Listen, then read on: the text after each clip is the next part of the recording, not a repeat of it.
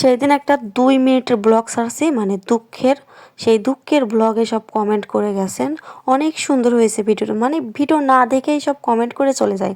সেই নিয়ে আবার আমার হাজব্যান্ড আমার সাথে অনেক হাসাহাসি করলো যে কেমন ফ্রেন্ড তোমার সব, মানে তোমার এই দুঃখের কষ্টের ভিডিওতে এসে সবাই অনেক সুন্দর, ভিডিওটি অনেক ভালো লাগলো এমন কমেন্ট করে গেছে। তখন আমি আসলে বিষয়টা বুঝতে পারি এরা হলো ভিডিও না দেখে কমেন্ট করে চলে যাওয়া পাবলিক। দুঃখিত, পাবলিক বলে ফেললাম। পাবলিক বললে আবার ভুল হবে, এরা আসলে পাবলিক না, আমারই ফ্রেন্ড দেখলাম পরবর্তী। হ্যালো এভরিওয়ান, কেমন আছেন সবাই? আশা করি সবাই অনেক ভালো আছেন।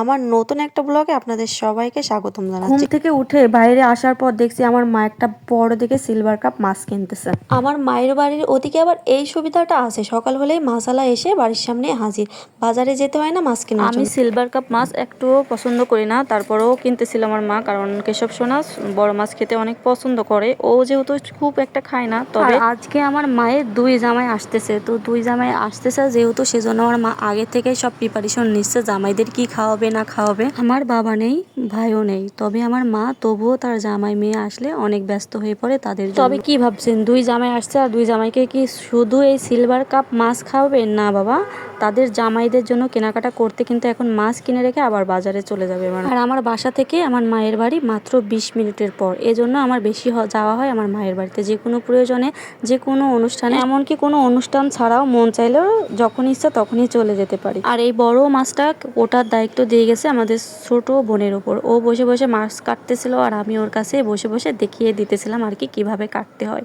যেহেতু আমি অনেক দিন যাবত মাছ কাটি না, নিচে বসতে পারি না, এই জন্য মাছ টাছ আনলে আমার মা বোন ওরাই কোটে। ব্লগ ভিডিও বানাতে অনেক আলসে লাগে আমার, অনেক পুরনো ভিডিও তারপরে ভয়েস কভার করে নিয়ে এডিটিং করা হয়নি, গ্যালারিতেই পড়ে রয়েছে। তো হঠাৎ আজকে চোখে পড়লো, এজন্য আর কি এডিটিং করে নিচ্ছি। আর যদিও কিছুদিন যাবত, মানে এখন বর্তমান অবস্থাতে প্রত্যেকটা মানুষ এবং প্রত্যেকটা নতুন কন্টেন্ট ক্রিয়েটর সবাই এরা রিলস ভিডিও নিয়ে এরা সবাই ব্যস্ত, রিলস নিয়ে অনেকেই কাজ করতেছে। আর যারা যারা বড় ভিডিও নিয়ে কাজ করতো তারাও কিন্তু রিলস ভিডিও নিয়ে কাজ করা শুরু করেছিল, বড় ভিডিও বাদ দিয়ে। যারা যারা সেলিব্রিটি আপুরা ছিল তারা তো মনে হয় অনেক লাখপতি হয়ে গেছিল এই রিলস ভিডিও থেকে আর্নিং বেশি হওয়ার কারণে, মানে তারা বড় ভিডিও ছেড়ে কিন্তু রিলসে চলে আসছিল, বড় ভিডিও আর করতেই ছিল না। যাই হোক, যে কোনো কারণবশত ফেসবুক কিন্তু আপডেটে রিলস ভিডিও থেকে আর্ন অনেকটাই বন্ধ হয়ে গেছে, অনেকেরই বন্ধ হয়ে গেছে, অনেকেরই আবার টুকটাক হচ্ছে, মানে কোনো রকম। আমার একটা কেয়ার রানি আইডি আছে, সেই আইডিতে আমার সবগুলো সেট আপ চলে আসছে, কন্টেন্ট মনিটাইজেশন যে সেট আপটা, ওটাও আমি 2-3 মাস আগেই পেয়ে গেছি।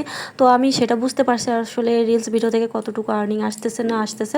আগে 1000 ভিউজে 3-4 সেন্ট 5 সেন্ট করে চলে আসতো, এখন 1000 ভিউজে 1 সেন্টও আসতেছে না, এমন পর্যায়ে আছে। যাই হোক, এটা হয়তো ফেসবুক আপডেটের কারণে সমস্যা হয়েছে, আবার হয়তো ঠিকও হয়ে যেতে পারে। তবে আশা ছাড়া যাবে না, আবার আশা করাও যাবে না, নিয়মিত কাজ করে যেতে হবে। আর বিশেষ করে এখন বর্তমানে বড় ভিডিও নিয়ে কাজ করাই ভালো আমার মতে।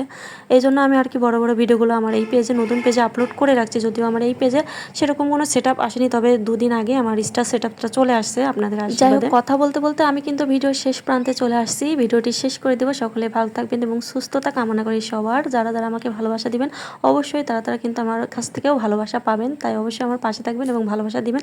যেহেতু এটা আমার নতুন পেজ নিয়ে আমি কাজ শুরু করতেছি এবং ব্লগ ভিডিওগুলো এখানে আপলোড করে থাকি।